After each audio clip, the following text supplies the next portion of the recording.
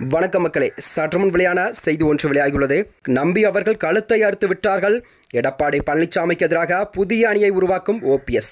வாங்க வீடியோவை மூலமாக காண்கலாம். அதாவது முன்னாள் முதல்வருமான ஜெயலலிதா மறைவிற்கு பிறகு அதிமுகவில் இரண்டாக உடைந்தது. எடப்பாடி அணி, ஓபிஎஸ் அணி என அணியில் இரண்டாக செயல்பட்டு வந்தது. அந்த நிலையில் தான் பாஜக தலையிட்டால் தொடர்ந்து இந்த இரண்டு அணிகளும் இணைந்தன. தொடர்ந்து அதிமுக ஒருங்கிணைப்பாளர் ஓ பன்னீர்செல்வம் அவர்கள் எடப்பாடி பழனிசாமியினை ஒருங்கிணைப்பாளர் என்ற நிலையில் இருந்து வழிநடத்தி வந்தார். ஓபிஎஸ்க்கோ துணை முதல்வர் பதவி வழங்கப்பட்டது.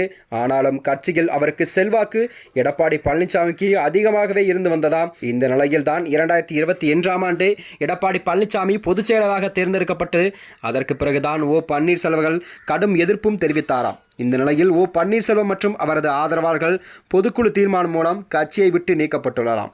இதற்கு எதிராக போடப்பட்ட வழக்குகள் அனைத்துமே ஓபிஎஸ் தொடர்ந்து பின்னடைவை சந்தித்து வருகிறார்.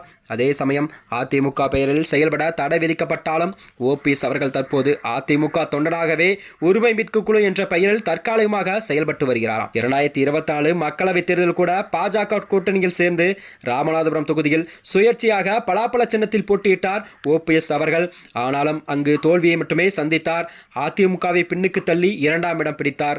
அதுவும் அதிக பணம் செலவு செய்தான் 2ஆம் இடத்துக்கு வந்தார் என்றும் மக்களவைத் தேர்தலில் கடும் தோல்விக்கு பிறகு அதிமுக பிரிந்துள்ள அணிகளை இணைக்க வேண்டும் என்ற பாஜக முடிவு செய்ததாம். இதற்காக பாஜக பல்வேறு வகையில் முயற்சியை மேற்கொண்டது.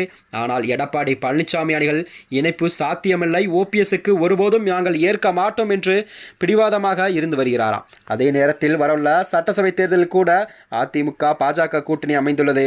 ஆனால் ஓபிஎஸ் டிடிவி தினகரன் இணைக்க மாட்டோம் என்பதில் எடப்பாடி அவர்கள் உறுதியாக தெரிவித்து வந்தாராம். இந்த விஷயத்தில் பாஜக தலையிட வேண்டாம் என்று எடப்பாடி கூறிவிட்டார். இதனால் அதிமுக இணைப்பில் ஓபிஎஸ்க்கு உத்தரவாதம் அளிக்க முடியாது என பாஜக கூறி வந்ததா. எடப்பாடியின் கடும் அழுத்ததால் கூட இது கை நழுவி விட்டது. இதன் வெளிப்பாடாகத்தான் அமித்ஷா 2 முறை தமிழகம் வந்தபோது கூட அவரை சந்திக்கவில்லை, அனுமதியும் மறுக்கப்பட்டது.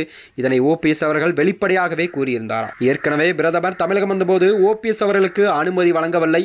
இந்த நிலையில் கூட 2 நாட்கள் பயணமாக பிரதமர் மோடி அவர்கள் தமிழ்நாடு வந்தார். அப்போதும் ஓபிஎஸ் அவர்களுக்கு ரொம்ப இறங்கி வந்து சந்திக்க கடிதம் ஒன்றை எழுதியிருந்தார். இதற்கு எடப்பாடி கடும் எதிர்ப்பும் தெரிவித்தாராம். இதனால் பிரதமர் மோடி சந்திக்க ஓபிஎஸ்க்கு அனுமதி வழங்கப்படவில்லை. எடப்பாடியை சந்திக்க அனுமதி மட்டுமே வழங்கப்பட்டது. அதே போலத்தான் ஜி.கே. வாசன், ஏசி சண்முகம் உள்ளிட்ட கூட்டணி தலைவர்களுக்கெல்லாம் மட்டும் வரவேற்பு அளிக்கப்பட்டு அனுமதியும் வழங்கப்பட்டதாம். தொடர்ந்து ஓபிஎஸ் அவர்கள் புனைக்கப்பட்டு வருவதால் அவர் கூட்டணி இல்லை என்ற நிலை உருவாகியுள்ளது.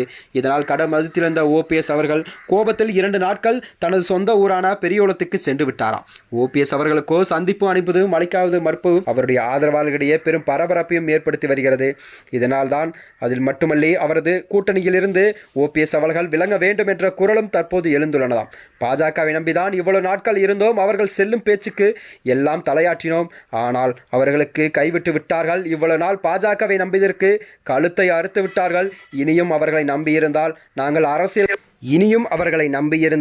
அரசியல் வாழ்க்கையே அழிந்து போய்விடும் என்று ஓபிஎஸ் அணி நிர்வாகிகள் குமுறலாக தெளிவுபடுத்தினார்.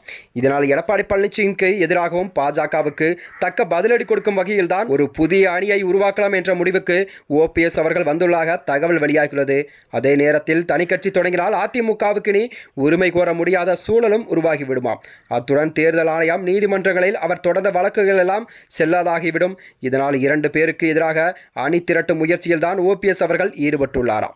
அது மட்டுமன்றி இன்னும் ஓரிரு நாட்களில் கண்டிப்பாக தனி கட்சி தொடங்கான அறிவிப்பை ஓபிஎஸ் அவர்கள் கண்டிப்பாக வெளியிடுவார் என்று அரசியல் வட்டாரங்கள் தெரிவித்து வருகிறது. மேலும் இதுபோன்ற வீடியோக்களை தெரிந்து கொள்ள நமது சேனலை மறக்காமல் சப்ஸ்கிரைப் செய்து கொள்ளவும். நன்றி, வணக்கம்.